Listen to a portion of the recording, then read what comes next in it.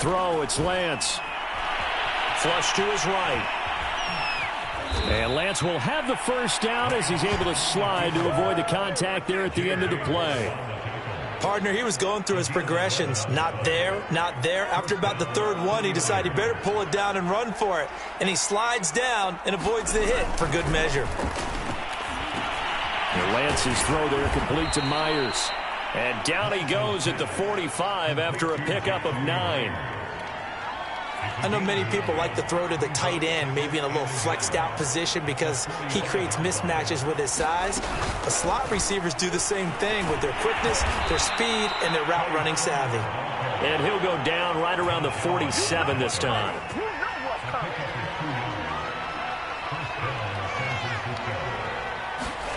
Lance now on first down. And he'll get nothing out of that one. It won't be a sack, but it's no gain, and it brings up second down. Well, there was pressure all around him, so the only play was to try and get out of there. I think it was an excellent effort by him just to get back to the line of scrimmage. To throw again on second down. Lance firing quickly here, and that's complete. And he'll lose yardage on the play back at the 45-yard line. 2 yards the loss, and now 3rd and 12.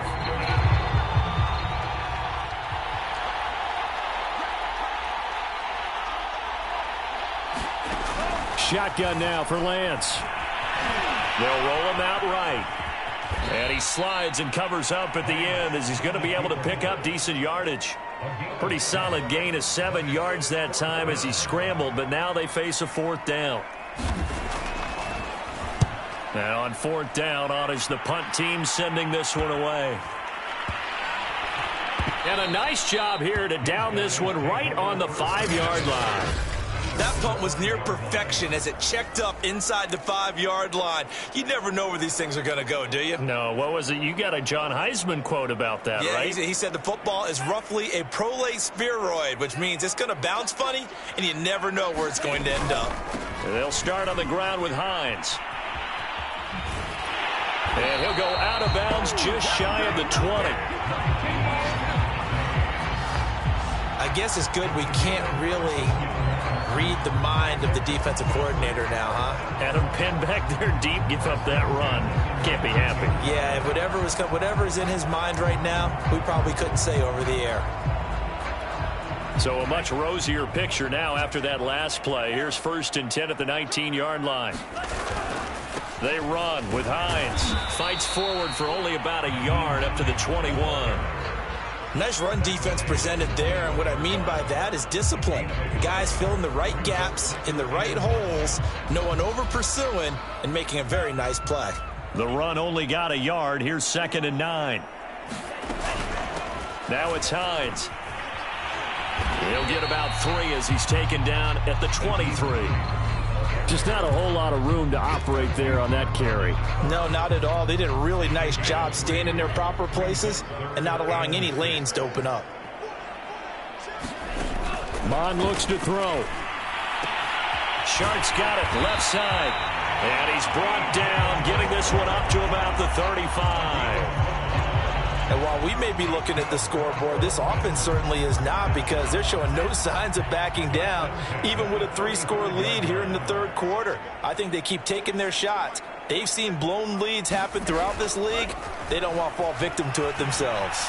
Eluding the pressure right. And he'll protect himself at the end here as he winds up getting pretty decent yardage.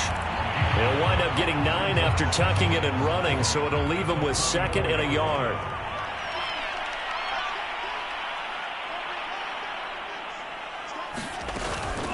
This is Hines. And he'll be brought down right at the 45-yard line. They're in a pretty good spot right now with a convincing lead. I think this is where they put on the boxing gloves, start to try and pound them into submission. And the offensive line, they've controlled this game.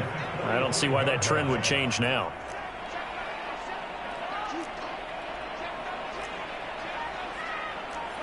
So the offense a little antsy. The flag comes out. And a 5-yard penalty. Moving from his tight end spot there. Do you think that perhaps the play call was for him? A false start backs him up 5, 1st and 15.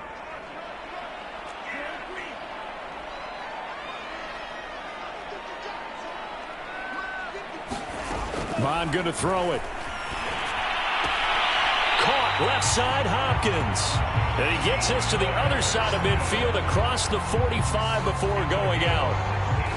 This is just more of the same. This defense has had no answer on a lot of these throws. They've let these receivers run wild, and here's another completion for good yardage. And that is going to do it for this third quarter of action. You're watching the NFL on EA Sports.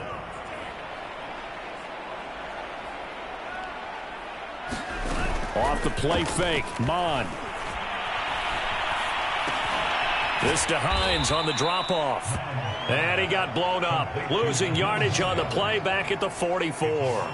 He was unable to shake free there, and they'll cover him for a loss of a yard. Heck of a play there to get to him quickly and get him down for a loss. I think they did a really nice job getting ready for this game, scouting, watching film, and understanding defensively what the play design was.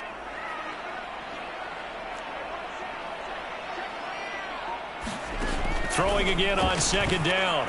Mond. That one complete. He finds Shark. And this winds up a gain of 4 to the 41. Brandon, perfect defense in this situation would have meant that there was an incompletion and would have picked it off. Okay, so they gave up the completion. But I really enjoyed watching how the defense stayed in sync, stayed in great communication, and as he dragged across each zone, you see him pointing, communicating. There he is, and they passed him off to each defender. Ended up making a nice play, even though it was complete.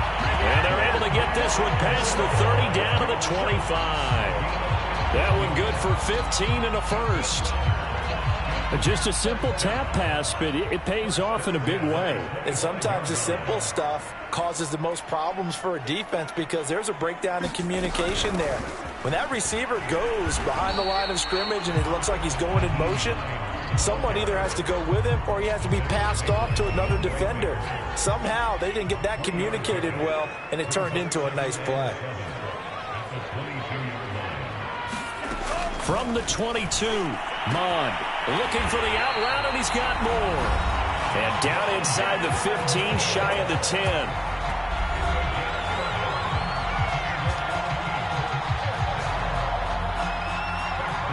Now a 1st and 10 at the 11.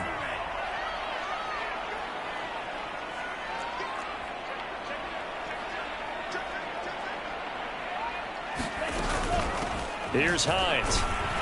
And he'll fight his way down inside the 10 to the 9-yard line. 2 yards on the pickup there. It'll be 2nd and 8. You know that old expression, it's not my night? It hasn't been his so far. I don't know if the legs are a little bit heavy. Sometimes having to hang out all day and play doesn't exactly play to your advantage, but it's been a tough go for him. And he will take this one in for a touchdown. Kellen Mond doing it himself from 9 yards out. And the Desperados add on to their lead, and it's looking like that win streak is going to extend another week. Though definitely a good day's work throwing the football. Very good day's work. A 4 touchdown passes. They're really pouring it on. Yeah, and so much for going into clock mode after getting that touchdown, right? Because you would think with the lead, 4th quarter, they might actually do that. No chance. They've kept attacking and got another touchdown pass as a result. After the touchdown, out is Prater to kick.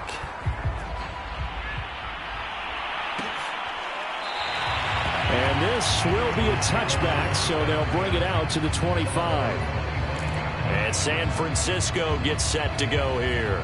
Well, I think that the folks here had hoped that maybe this home atmosphere would carry their guys to a surprise victory, but it does not appear that that's going to be the case. There's too much to handle on the other side in this one. And Lance will have the first down as he's able to slide to avoid the contact there at the end of the play. One play has him up past the 40 already, and another 1st and 10. Lance looking to throw it. This one into the hands of Kittle, the tight end. That catch good for only a couple.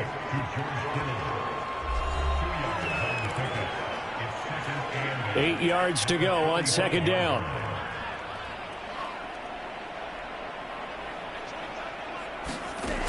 Working from the gun, Lance. Drops this one down to Sermon. And he'll get it into enemy territory just across midfield at the 49. One thing I think that's safe to say defensively, the tackling's been really good. And because of that, it's been very, very hard for them to move the ball because you're not getting the benefits of run after catch. They tackle them almost on the spot. That means you have to run extra plays, harder to move it. And this pass broken up. Now the contact well timed there, and now 4th down.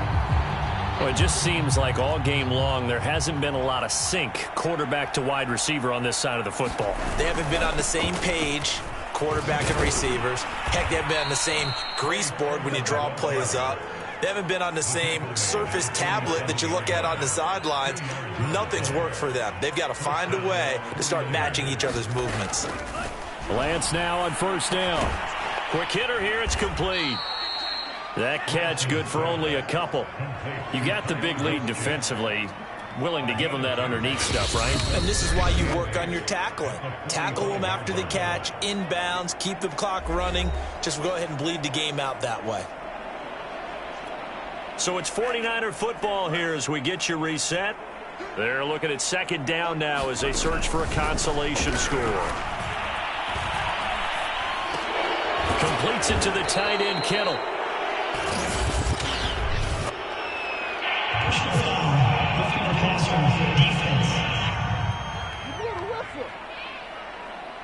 Maybe a frustration penalty there because he's picked them apart. They've tried their best to get to him and haven't done it successfully.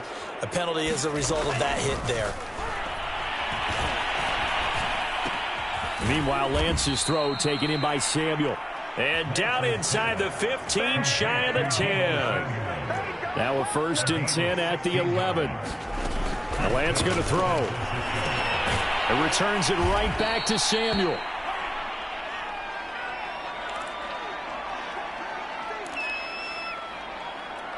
Second down at 4.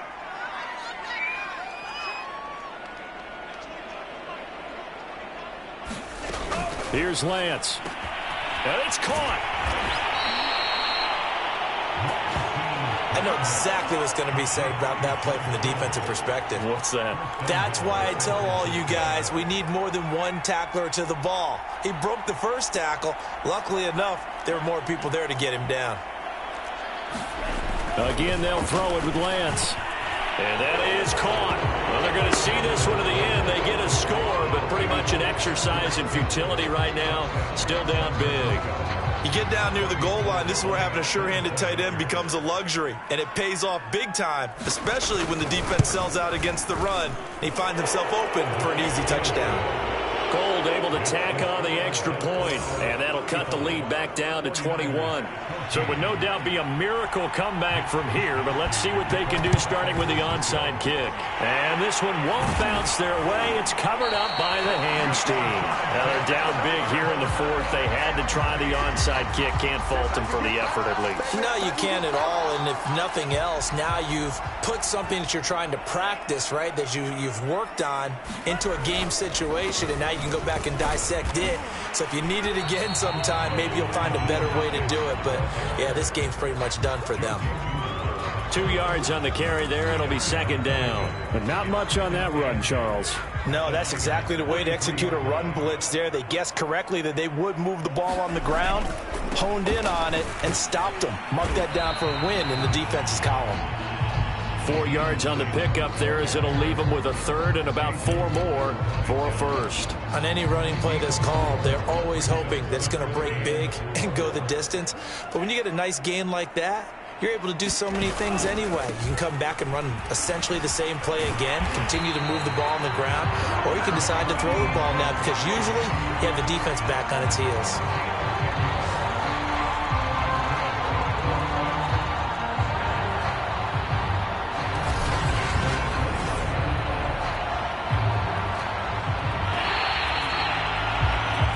So plenty of smiles for the folks here as they head for the exits. It's a victory for their hometown guys. And you look back over the score sheet, interesting. A very clean game, no turnovers by either side. An absolute rarity when we watch games now because defenses have put such an emphasis on taking the ball away. Well, what we saw here was offense is spending their time saying, look, you know they're coming for it. Ball security is paramount. So they worked on that, not just a week of practice, but I'm sure all during training camp. Make sure when you have it, tuck it away because danger lurks everywhere you turn. So for the home team here, the train just keeps rolling 9-0 now to start this campaign. And they'll hit the road next week to take on the Atlanta Falcons. Meanwhile, for the 49ers, the turnaround hasn't materialized as they fall to 2-7. And they'll be at home next week for a date with the Seattle Seahawks. Thanks for tuning in, everybody. Alongside Charles Davis, we thank our entire crew. I'm Brandon Gaudin.